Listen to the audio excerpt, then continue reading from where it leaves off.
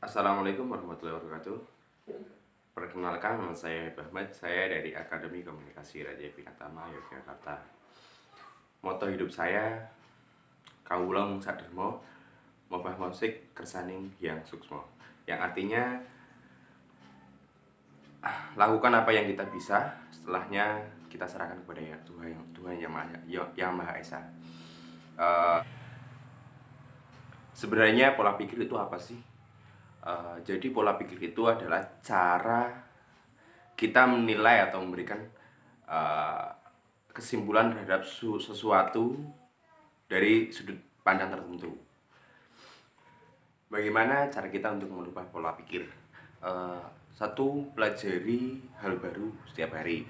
Contohnya hal yang uh, dalam arti positif ya.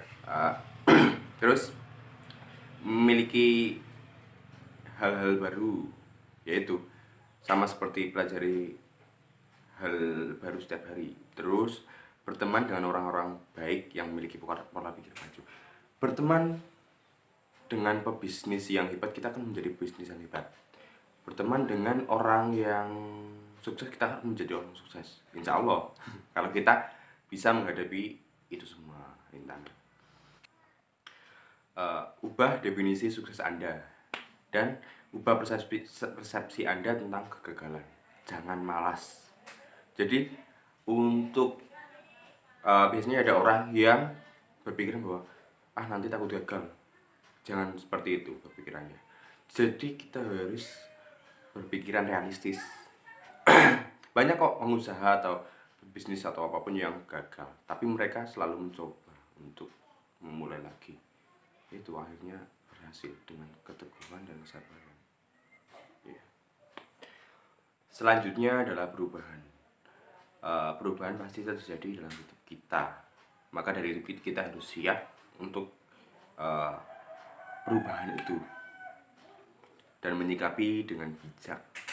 Ya, karena kalau kita tidak siap dengan perubahan itu, maka kita akan menjadi gagal.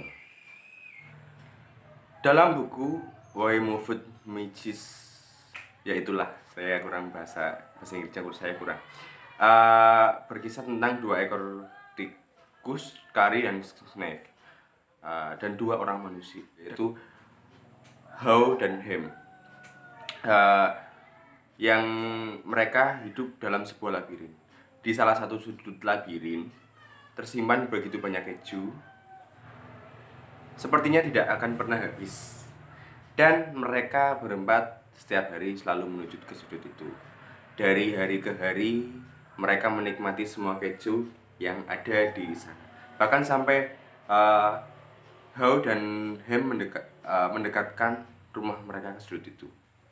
Suatu hari Skari dan Snipe memperhatikan ketika tiba di sudut biasa itu bahwa keju yang ada semakin menipis dan mereka sepakat untuk langsung mencari yang lain.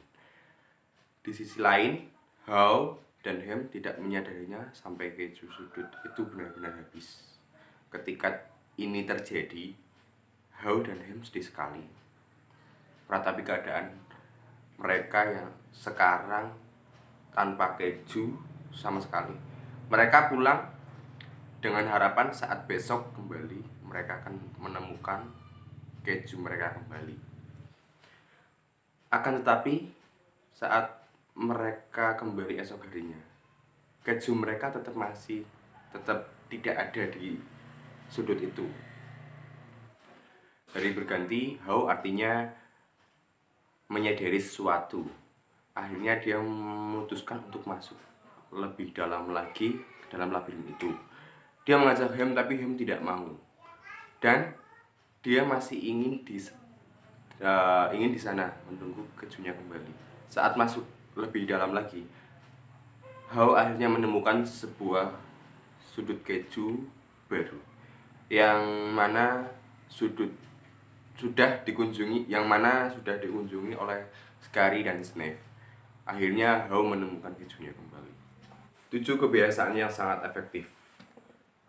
Satu kebiasaan yang pertama adalah jadilah proaktif.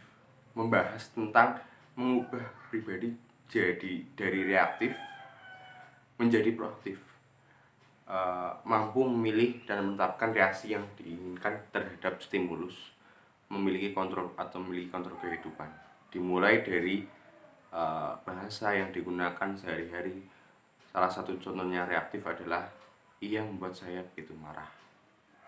Kalimat di atas menandakan bahwa emosimu mampu dikendalikan oleh orang lain. Seharusnya bersikap proaktif dengan berkata, saya mengendalikan perasaan saya sendiri. Kebiasaan kedua adalah merujuk pada tujuan akhir. Mulailah segala sesuatu dengan akhir di dalam pikiran. Buat kriteria dasar dari sekarang, lalu berfokuslah pada tujuan akhir tersebut. Namun, bila menggunakan salah satu itu sebagai pusat hidup Anda, maka tidak ada yang sejati. Jadi harus sinkron, harus seimbang. Semua adalah pusat alternatif, sedangkan pusat yang sejati adalah prinsip yang mengandung pedoman kebijaksanaan. Kebiasaan kedua, merujuk pada tujuan akhir. Mulai segala sesuatu dengan tujuan akhir. Buat kriteria dasar dari sekarang, lalu berfokuslah pada tujuan akhir tersebut. Namun, bila Anda masih menggunakan salah satu itu sebagai pusat hidup Anda, maka tidak ada yang sejati. Semua itu adalah pusat-pusat alternatif. Sedangkan pusat yang sejati adalah prinsip yang mengandung pedoman kebijaksanaan dan daya. Ya, terus kebiasaan yang ketiga, dahulukan yang utama. 1. Penting dan mendesak. 2. Penting dan tidak mendesak. Terus 3. Tidak penting tapi mendesak. Terus yang keempat, tidak penting dan tidak mendesak. Kebiasaan 4, berpikir menang-menang. 1. Lihatlah masalah dari berbagai sudut pandang. Jangan hanya dari satu pandangan. Terus kedua, kenali persoalan pokoknya. Terus yang ketiga, tentukan hasil apa yang merupakan solusi yang dapat diterima sebelumnya. Terus yang keempat, kenali pilihan-pilihan baru yang mungkin diambil untuk mencapai hasil-hasil itu. Selanjutnya kebiasaan 5, berusaha mengerti untuk dimengerti.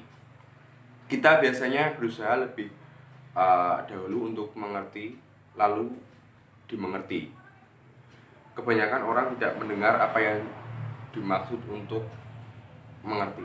Mereka mendengar untuk maksud untuk menjawab. Setelah kita berusaha untuk mengerti, maka selanjutnya kita berusaha mengungkapkan bagaimana kita ingin dimengerti. Ya, ada hubungan timbal balik. Tidak melulu kita yang mendengarkan atau mengerti orang lain saja, tetapi melainkan kita pun dimengerti. Seimbanglah. Kebiasaan 6, mengasah sinergi. Menghargai perbedaan yang ada.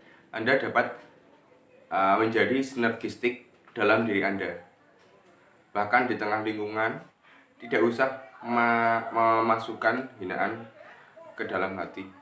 Luaskan perspektif Anda. Gunakan keberanian Anda dalam kerja untuk menjadi terbuka. Mengekspresikan gagasan, perasaan, dan pengalaman Anda.